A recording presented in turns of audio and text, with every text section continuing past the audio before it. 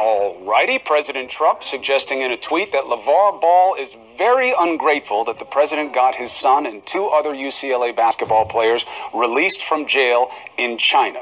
They had been detained for shoplifting. That was the allegation. The boys said they were sorry. The president says he helped. Let's bring in CNN political commentators Angela Rye and Mike Shields. I bet both of you are happy you're not me tonight, aren't you? Hey, Chris, thank you. Thank you. Mike, thank you, Mike. Well, thank Angela, you. Thank you. See how easy it is? Thank you. But not for LeVar Ball. I wouldn't thank Trump either. Now, yeah, let's get to that, Angela Rye. But your kid wasn't stuck in a jail in China on allegations of shoplifting.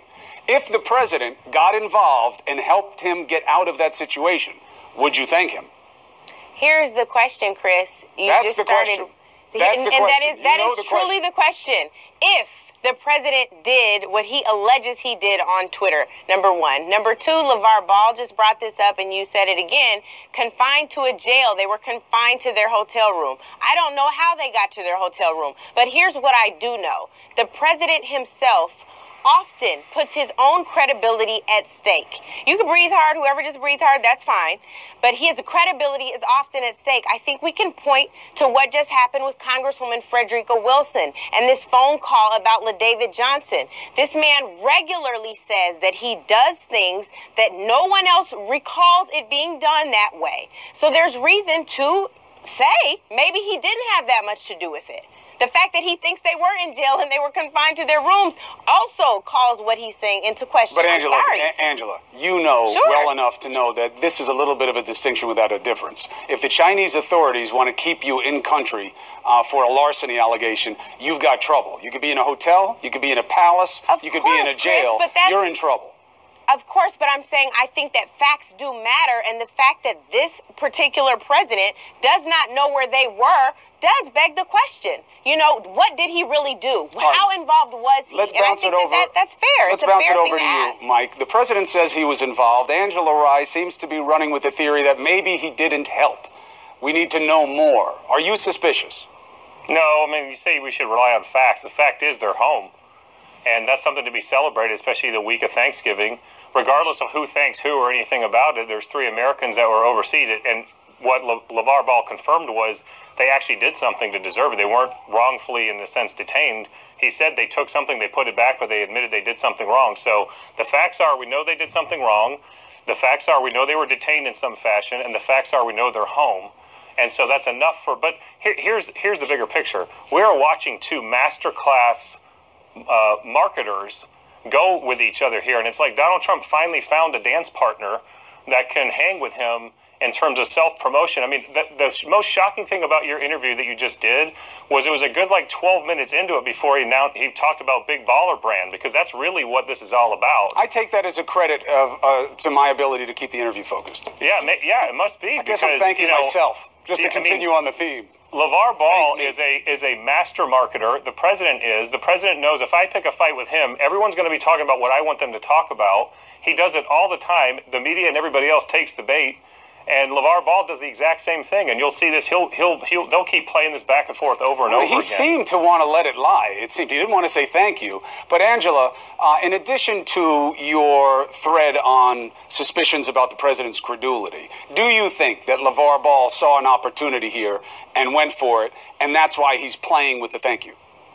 I think that the president actually started this. I think the issue is he talked about his children. I don't know that many parents out here who wouldn't take sincere offense to someone begging their kids to grovel for them being back here. I think that they've already indicated that they were sorry. I think that they've already indicated that they're grateful. So the president, Chris, took shots at them first, and I think it's second nature to any parent to want to defend their children, whether they're in the wrong or the right. Mike Shields, this is on the president. He shouldn't have been asking for thanks. It was beneath him, and that's what instigated it all.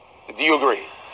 Look, I wouldn't do it that way, but it just goes to show that everything is so sort of hyper-partisan now that the president talking about how he got people freed from China can turn into a criticism of the president and a big partisan football to attack him and bring him. That's not what happened. Hold on I don't think that's a fair...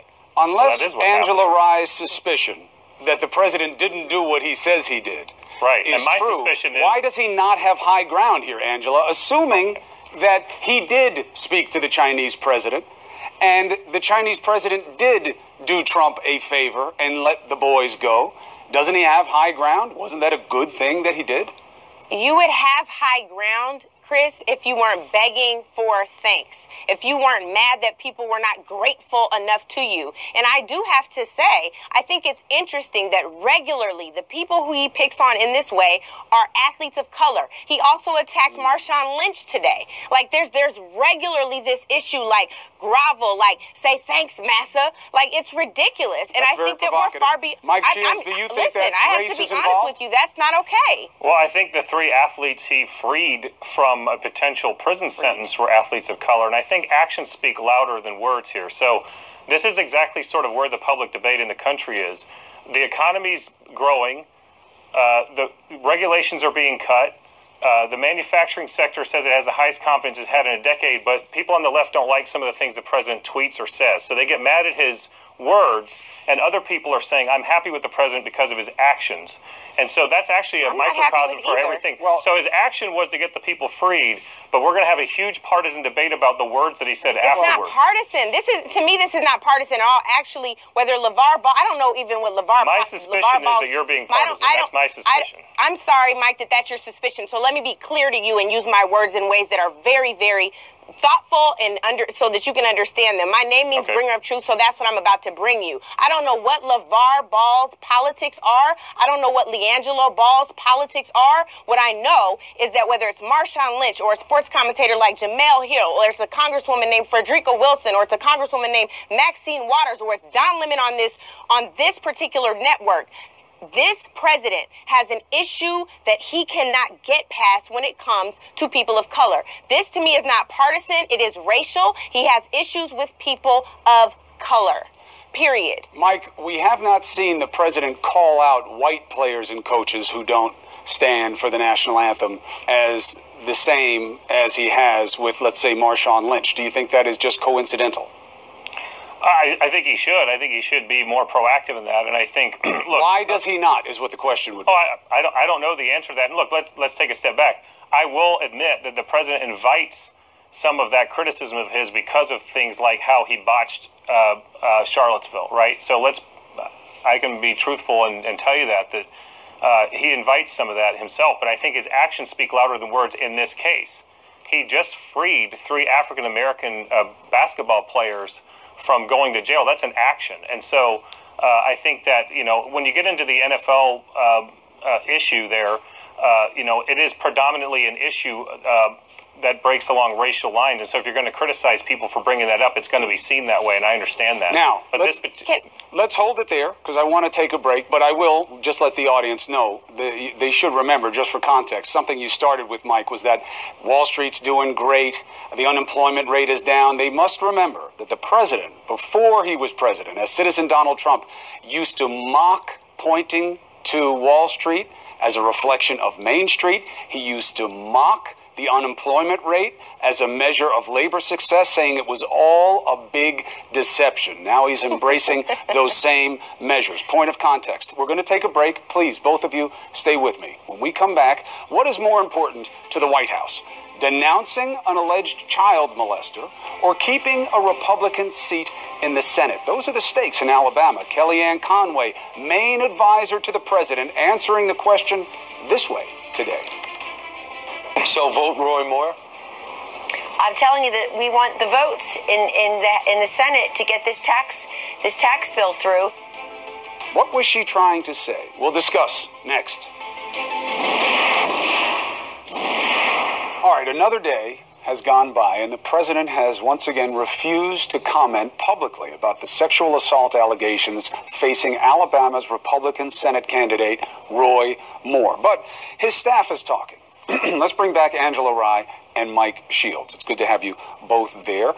So what did we hear today? We had Kellyanne Conway this morning on Fox, and she was making somewhat of an interesting argument. She didn't want to say vote for Roy Moore, but she did want to say, take a look at that Democrat And why is he so good? He's a problem. So where does it leave the White House exactly, Mike Shield? What are they asking voters in Alabama to do? Well, a couple of things. I think that it's a sign that there is an indication that Roy might win. And I think that before people just sort of wrote him off and said there's no chance he can win here, and now he may be in the Senate and have the ability to vote on legislation in the Senate. To be fair, Mike, I hear that very little. Very few people say he has no chance to win in Alabama. He should win by all rights. No, I mean, since the allegations came out, you've had polls. Even then, we've seen it contracting in the polls, but everybody thinks he's got a legit chance to win. I disagree, Chris. What I've seen is people writing him off and polls that came out that said he was down by 12 points. And now I think there's a realization. And look, I've said this on CNN. I wouldn't vote for Roy Moore. I believe his accusers. But I also can tell you that when I say that on CNN as someone who lives in Washington, D.C., it probably earns him some votes in Alabama. And I think when Mitch McConnell tells him to step down and when everyone is sort of attacking him, the voters in Alabama look at that, and that actually sort of reinforces his position down there with a lot of voters. All right, be that as it may, Angela Rye, that doesn't explain why the President of the United States, who clearly is not shy about wading into controversial waters, he took on LeVar Ball. We can't hear enough about that. And I can't believe I'm saying this, but LeVar Ball kind of made a good point. He said, with all this stuff that's going on, why is he worried about me and what's going on with this? Why isn't the President saying anything about Roy Moore? Well, I think that it's really hard to throw stones when you're living in a glass house, Chris. This is someone who's had several women accuse him of sexual misconduct and there actually were some sexual assault allegations, but also sexual harassment. He's been accused of groping, and he's also someone who's confessed to groping women and kissing them without their permission. So why would he wade in this? This is actually very dangerous territory for him. And given what's happening from Hollywood to Capitol Hill, this actually would be a time where maybe the Teflon Don moniker that he's earned would backfire potentially. So he's got a lot to lose by touching this issue, frankly. You think that's what it is, Mike? Well, no, I mean, he waded into the issue and went after Al Franken the other day. But one thing I sort of will agree with is this puts the president... But why Al Franken and not Roy Moore? Well, I'm going to answer that. This puts him in a position of, if you think this through from a due process perspective, right? So Al Franken's a senator. Mitch McConnell has said there's an ethics process. Let's go through due process here. We're not going to have due process before the election. There aren't any charges being filed against Roy Moore, actually. He's just being accused of things. And so the due process then becomes the electorate. And that's what Donald Trump's people would say. These allegations came out about the president before the election. The voters knew about it, and they elected him anyway. So he's now put himself in a position to say, I'm going to let the voters of Alabama decide this. That's very similar to where he is. But when someone's a sitting United States senator and gets accused of something, or if they've done something in office, that's the due process that they will follow in the Senate. Before he was elected. But he hasn't even said that. No, I realize he hasn't said that. I'm saying that's the position he just put himself in. Yeah, right. But just to clear up what Angela's saying, you're right. What not the allegations, but what happened with Franken happened before he was elected. That's true. That may weigh into the process, but that's a little bit of a distraction, as is saying if the allegations are true, Roy Moore should step down. That's a hedge, right, Mike? Because there will be no investigation. There will be no charges. There will be no prosecution. So that is a hedge saying that. It's not good enough. You're not really taking a position on this. But to your point, the president hasn't even said that. He hasn't even said, let the voters of Alabama decide. Why not? Why so shy on this? Well, I think the White House has to. I mean, I think that's where they're going. White House. I'm talking about Donald J. Trump, President of the United States, the man who said, if you don't hear it from me, don't believe it. Well, I mean, I don't understand that distinction. If the White House is saying it, that's the position of the president. I mean, I don't think anyone disagrees with that. And so that is look, I'm just telling you as a political analyst, he has now put himself in a position that is consistent with Roy Moore and what Angela's talking about, which is things that came with the president, which is to say the voters are now going to decide after they've already heard these allegations. But he hasn't said it himself. Which kind of gets him away from having to talk about that issue, which I'm sort of agreeing with you on this, so you're arguing with me, but I'm saying... I'm not arguing with you. I'm just trying to clarify the point. Believe me, you'll know if I'm arguing with you. What I'm saying is he doesn't usually shy away from saying what he thinks for himself. He hasn't done it here. It's a little curious. Angela Rye, appreciate it very much. Mike Shields, appreciate the perspective. Thank you. Thank you, Mo. Thank you. Happy Thanksgiving. Chris, Thank you, Mo. Angela, happy Thanksgiving to you, too. What was he even talking about? Mike. He made me questioning where my own nickname comes from. You're both welcome in the morning, by the way. I want you to know that. You know, you can get up early once in a while. Good night. Good night. When we come back, the Justice Department is suing to block AT&T from acquiring Time Warner, which, as you know, owns CNN. The question is, what's really behind this? Now, some of you thought we wouldn't cover this story. You were wrong. Next.